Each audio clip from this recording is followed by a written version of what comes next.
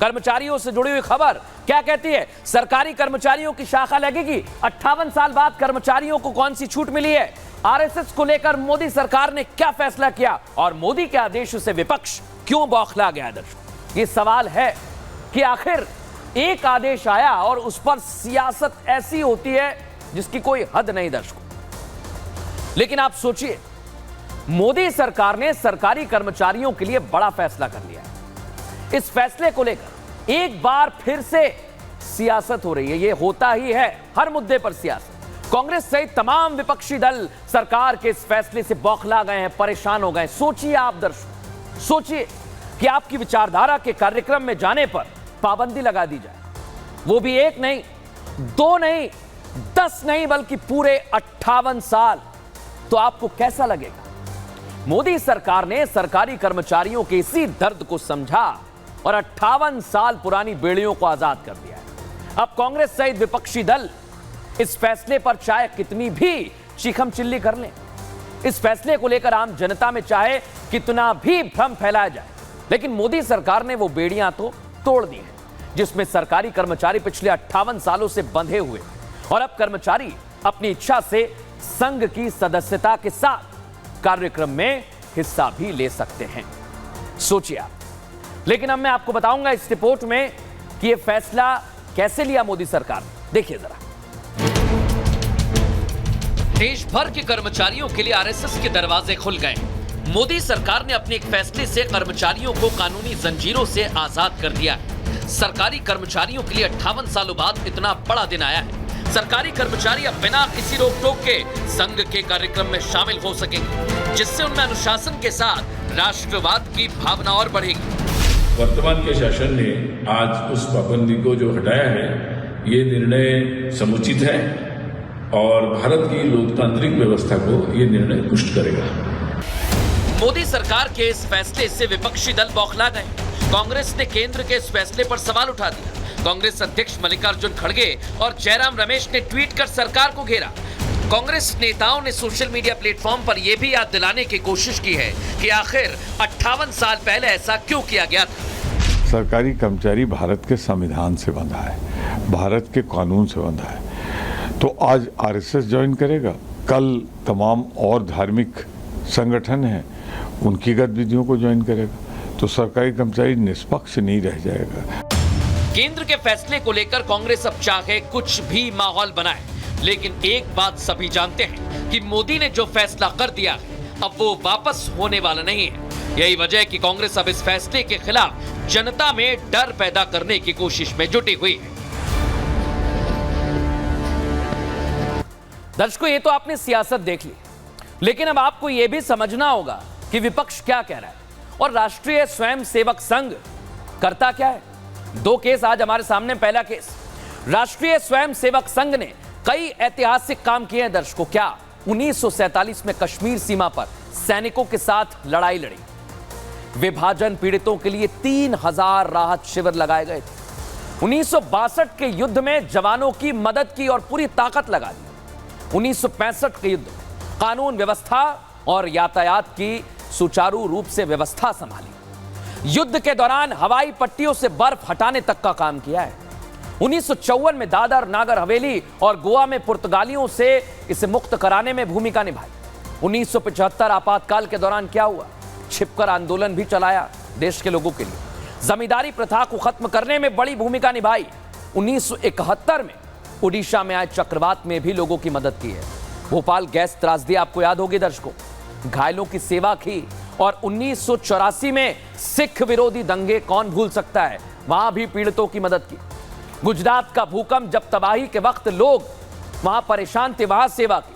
उत्तराखंड में बाढ़ पीड़ितों के लिए भी राहत शिविर लगाया और करगिल के युद्ध में घायलों की सेवा में भी आगे रहे। लेकिन विपक्ष क्या कह रहा है? केस 2, दोनों बातें हम आपको बताते हैं दर्शकों। संस्थान आरएसएस के जरिए कब्जा करना चाहती है भारतीय जनता पार्टी, कह रहे हैं मल्लिकार्जुन खड़गे। खास विचारधारा से प्रभावित होंगे सरकारी कर्मचारी, ये कांग्रेस कह रही है।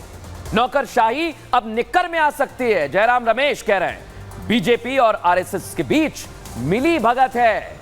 आरएसएस समाज में नफरत फैलाता है। आम आदमी पार्टी संजय सिंह, आरएसएस और सरकार का काम अलग अलग है। मनोज झा कह रहे हैं पहले चोरी छिपे जाते थे, अब खुले में जाएंगे। रामगोपाल यादव, सरकारी कर्मचारियों को लेकर सरकार का फैसला गलत है। असदुद्दीन ओवैसी कह रहे हैं जो चीजें ढकी छिपी थी उसको जग जाहिर कर दिया। इमरान प्रतापगढ़ी ये बात कह रहे हैं। लेकिन आप सोचिए, एक तरफ इंडिया अलायंस के तमाम नेता दल विरोध कर रहे हैं, लेकिन इस पर वार पलटवार हो रहा है। मनोज तिवारी, गौरव गोगोई क्या कह रहे हैं, सुनिए जरा।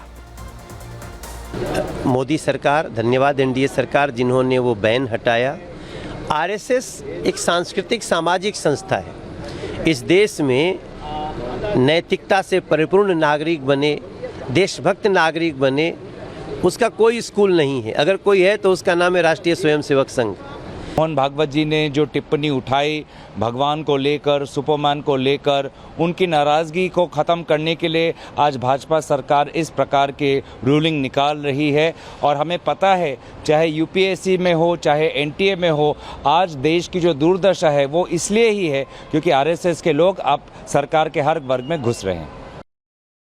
दर्शकों, हमने आपके लिए फुल और फाइनल एक्स्ट्रा रिपोर्ट तैयार की है। ये बैन कैसे लगा था, इसके लिए हमें केस हिस्ट्री में जाना होगा। केस हिस्ट्री क्या कहती है, आइए दर्शकों आपको बताता हूं। केस हिस्ट्री आपके सामने रखते हैं, बहुत महत्वपूर्ण है, सुनिए जरा। देश में आरएसएस पर 3 बार बैन लगाया गया है। कब कब बैन लगाए? 1948 में सरदार वल्लभ भाई पटेल ने आरएसएस को बैन कर दिया था। क्या हुआ? राजनीति से दूरी की शर्त रखी और आरएसएस ने मानी। 18 महीने बाद आरएसएस पर लगा प्रतिबंध हटा दिया गया। इसके बाद 1975 में इमरजेंसी के समय आरएसएस को फिर बैन कर दिया। 2 साल बाद आरएसएस पर लगा बैन हटाया गया। इतना ही नहीं दर्शकों, 1992 में बाबरी विध्वंस के बाद आरएसएस पर फिर बैन लगा दिया गया।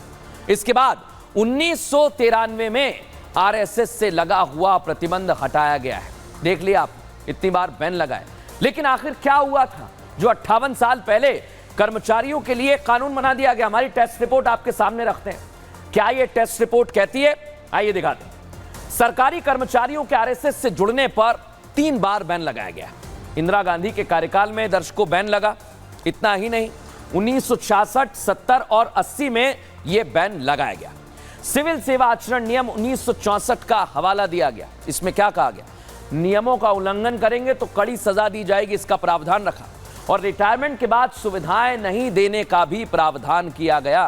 तो सोचिए आप किस तरह कर्मचारियों में डर और भय का माहौल था। लेकिन हमारी फाइनल रिपोर्ट अब क्या कह रही है, इस आदेश के बाद क्या होगा, आइए आपको दिखाते हैं। आदेश आ गया, सरकारी कर्मचारी जा सकते हैं। फाइनल रिपोर्ट आपके सामने। मोदी सरकार के फैसले से बड़ा बदलाव होगा।